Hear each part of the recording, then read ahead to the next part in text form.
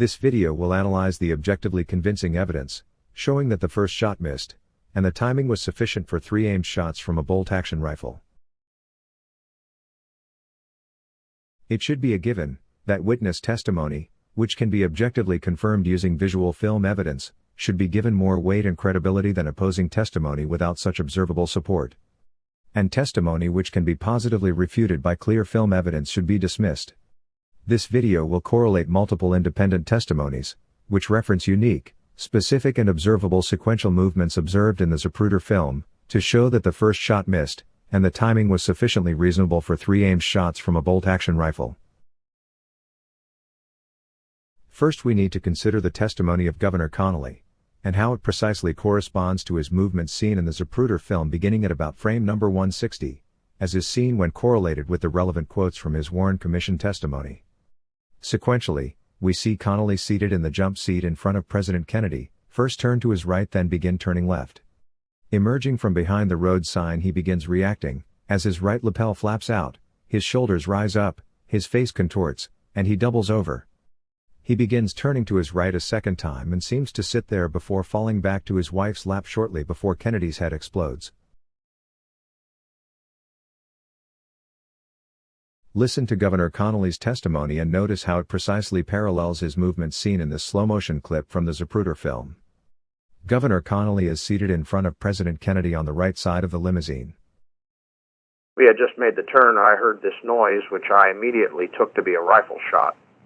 I instinctively turned to my right because the sound appeared to come from over my right shoulder, and I saw nothing unusual except just people in the crowd failing to see him. I was turning to look back over my left shoulder into the back seat, but I never got that far in my turn. And then I felt like someone had hit me in the back. So I merely doubled up and then turned to my right again, and I just sat there. And Mrs. Connally pulled me over to her lap, and then, of course, the third shot sounded. And I heard the shot very clearly. I heard it hit him. I heard the shot hit something, and I assumed again it never entered my mind that it ever hit anybody but the president. I heard it hit. It was a very loud noise, just that audible, very clear. Immediately I could see on my clothing, I could see on the interior of the car, which, as I recall, was a pale blue brain tissue, which I immediately recognized, and I recall very well. On my trousers there was one chunk of brain tissue as big as almost my thumbnail. Next, we will correlate Mrs. Kennedy's testimony to her movements seen in the Zapruder film. She is very clear that she failed to recognize the sound of the first shot, but she heard Governor Connally exclaim, "Oh no, no, no," which she said caused her to turn from looking towards the crowds on her left to turn to look at her husband sitting on her right. In the Zapruder film, she is seen turning to her right towards her husband immediately after Connally turns to his right. These independent, sequential movements of Governor Connally and Mrs. Kennedy provide further interconnected corroboration for a first shot which must have occurred before Governor Connally made that turn to his right at around Zapruder frame 160. Mrs. Kennedy is easily recognized by the pink hat she is wearing, and can be seen in the following slow-motion clip, turning towards her husband immediately after Connally turned to his right. The following relevant portions of her testimony, related to her turn, sequentially conforms to Connally's turn, providing objective corroboration to show that a missed first shot had already occurred at some point prior to Connally's turn. You know, there is always noise in a motorcade, and there are always motorcycles beside us, a lot of them backfiring. So I was looking to the left. I guess there was a noise, but it didn't seem like any different noise really, because there is so much noise, motorcycles and things. But then suddenly Governor Connally was yelling, "Oh no, no, no."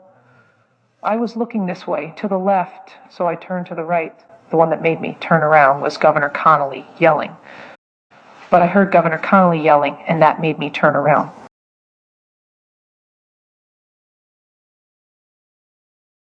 So far, we have Governor Connally testifying to turning to his right immediately after hearing a gunshot, and describing in detail his specific sequential movements during the assassination. We have seen how his testimony perfectly aligns with his movements in the Zapruder film. Also, Mrs. Kennedy explained in detail that she tuned to her right to look towards her husband only because she heard Governor Connally say "oh no, no." Taken together, This evidence objectively shows a missed shot had already occurred prior to frame 160 when Governor Connolly begins turning to his right. A witness by the name of Phil Willis also described Mrs. Kennedy turning after the first shot. He was taking pictures of the motorcade as it passed his position at the corner of Elm and Houston Streets. During his testimony, he twice volunteered that he witnessed Mrs. Kennedy turn towards President Kennedy immediately after he heard the first shot. Mrs. Kennedy only turns once, and she remains facing the president until after he is hit in the head. Willis's testimony is further confirmation that Mrs. Kennedy turned after the first shot, and by extension, logically corroborates Governor Connolly's turn after the first shot. Mr. Willis was asked if he could tell whether President Kennedy had been hit by the first shot or the second shot or the third shot, or by how many shots he had been hit, and said in his testimony, "No, sir, except this one thing might be worthy of mention. When I took slide number 4, the president was smiling and waving and looking straight ahead, and Mrs. Kennedy was likewise smiling and facing more to my side of the street. When the first shot was fired, her head seemed to just snap in that direction.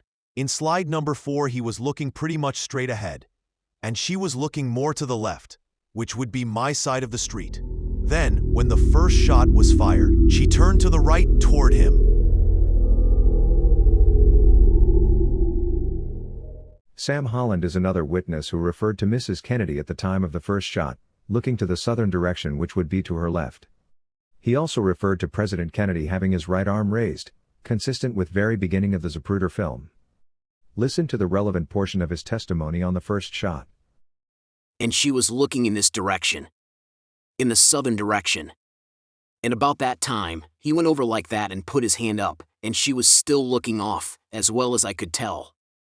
Pulled forward and hand just stood like that momentarily. His right hand, and that was the first report that I heard."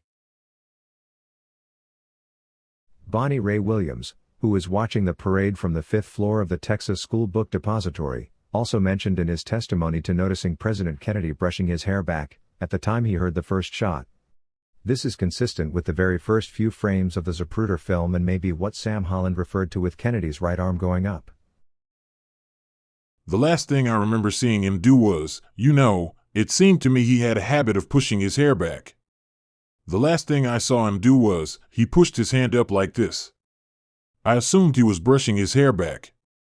And then the thing that happened then was a loud shot."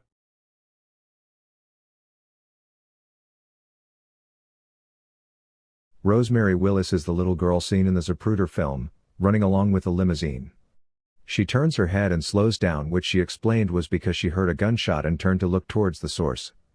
She saw a flock of pigeons fly off the roof of the book depository.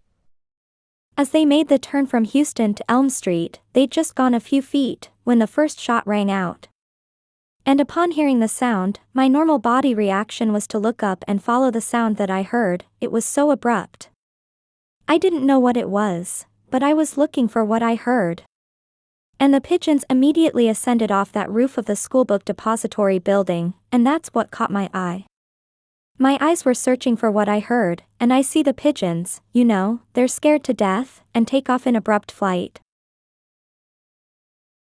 Rosemary has turned her head by frame 144. She slows and is completely stopped by frame 188 before turning to look towards the limousine that has passed by.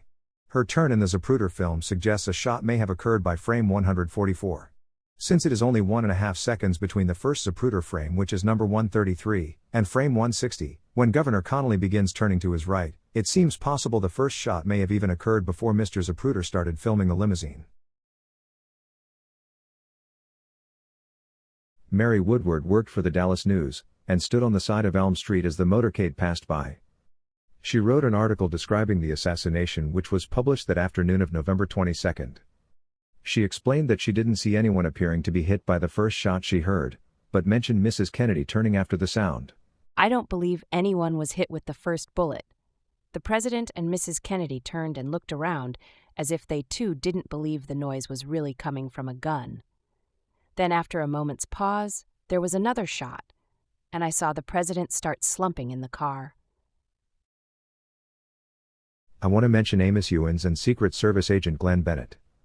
Although they are not corroborated by the Zapruder film, they both provide credible evidence that the first shot missed. Witness Amos Ewens placed the first shot near the black and white road sign near the corner of Elm and Houston Streets. I watched the car on down the street, and about the time the car got back near the black and white sign, I heard a shot. Secret Service agent Glenn Bennett was riding in the follow-up car. On the plane ride back to Washington after the assassination, he wrote down his recollections of the day, which he used to write his report the next day. He recalled hearing the first shot and then looking towards the president and witnessing a bullet strike the president in the back. Then he saw another bullet hit the president in the head. He wrote in his report, "I heard what sounded like a firecracker. I immediately looked from the crowd and looked towards the president, who was seated in the right rear seat of his limousine open convertible. At the moment I looked at the back of the president, I heard another firecracker noise and saw the shot hit the president about 4 inches down from the right shoulder. A second shot followed immediately and hit the right rear high of the president's head." Now let's examine the Zapruder frames related to that single bullet. As Governor Connally and the president emerged from behind the Stemmons Freeway sign. Connally has been in the process of turning to his left, and appears normal in frames 222 and 223. But in 224, his right lapel has flapped up, corresponding to a bullet exiting just below his right nipple, and his face begins to contort. Between 224 and 225, Kennedy's right hand becomes visible, and is moving downwards, beginning to clench, and Connally's left shoulder begins rising. Between 225 and 226, both of Kennedy's hands begin moving towards his throat. Connally's left shoulder continues rising, as he appears to be hunching up, just as he described in his testimony. Both men's faces appear contorted or grimacing. Those movements occurred in a time span of only 16/100ths of a second. They continue to move simultaneously, consistent with reacting to being shot, and their visible reactions are consistent with a bullet striking between frames 223 and 224. When viewed at normal speed, their reactions appear simultaneous, as they do when analyzed frame by frame. One more credible witness I should mention is Pierce Allman, who was the program director for WFAO Radio. He had been watching from the corner of Elm and Houston. In this clip, he recalled President Kennedy brushing back his hair and Mrs. Kennedy saying, "Oh my God." He also placed the first shot near the lamp post, where Amos Ewens put it. But more importantly, on the day of the assassination, he described live on air the 3 well-spaced shots he heard. His broadcast was perhaps the very first description of the shot timing and arguably the most credible since it was uninfluenced by later media reports. Also, it is further confirmation of the evidence presented here in this video. And Jackie had this little, wave, and Mr. Kennedy would brush the hair out of his face, and then he had this sort of wave, and as they turned, I think I took a couple of steps over and said something like, "Hey, welcome to Dallas, Mr. President," and they turned the corner, and then, boom, just, they were... have it marked off with X's, right? Well, yeah, that's the second shot and the third shot. The first shot, they were right about, with the lamppost. And Jackie was screaming, "Oh my God, they killed," she was actually, when Clint went over the left rear fender. Seemed rapid at all. There were 3 well-spaced, reverberating shots. How far were you from the car, Pierce, when the shots were fired? The car was in the middle of the street, and I was on the left-hand side of the street. I'd say about 10 feet. It didn't... Pierce, how many shots did you hear? You heard 3 shots. I heard 3 well-spaced shots. The overwhelming evidence supporting a missed shot prior to Zapruder frame 160, when Governor Connally begins turning, is compelling and leaves no room for logical or reasonable doubt. There is simply no other credible or objectively verified evidence that stands up to scrutiny for any alternative scenario. I hope this video will provide a logical perspective to those who are interested in the JFK assassination, that they might not have heard previously. Although I find this analysis consistent, credible and logical, I am well aware from years of discussing this evidence, that many people are simply unable to accept it, and will vigorously dispute this analysis. They will look for what they believe is some inconsistency in witness statements, or argue that Governor Connally and Mrs. Kennedy were both too traumatized to be credible. They will point to outlying witnesses who contradict this analysis, though those witnesses are without any logical objective support. In any case, Their belief is insurmountable, and they will remain convinced of some other explanation that must exist somewhere, in the ether. As I stated at the beginning of the video, I consider testimony that can be verified in the Zapruder film should be provided more logical credibility than opposing or contradictory testimony that has no such objective verification. In this case I have provided multiple, independent, credible testimonies that relate the first shot to unambiguous sequential movements seen in the Zapruder film. It is unfortunate that this evidence apparently went unrecognized by the Warren Commission. It is a critical failure of their report, which likely helped to feed conspiracy suspicions. I have speculated that some compromises may have been made in order to get a unanimous agreement of the Commission. Senator Russell believed Oswald was the shooter, but was skeptical of the single bullet. If the Warren Commission had concluded that the first bullet missed, Russell might have refused to sign. But that is only speculation. I don't know. Perhaps it was incompetence, or too little time to notice all of the interconnecting and objective details. It is much easier today to closely analyze the film evidence. Viewers will decide for themselves, but in my humble opinion, the objective evidence presented in this video seems beyond any reasonable doubt, and leads to only one logical conclusion, that the first shot missed, meaning that the timing was longer than commonly believed, and the second shot struck both men. Thank you for watching.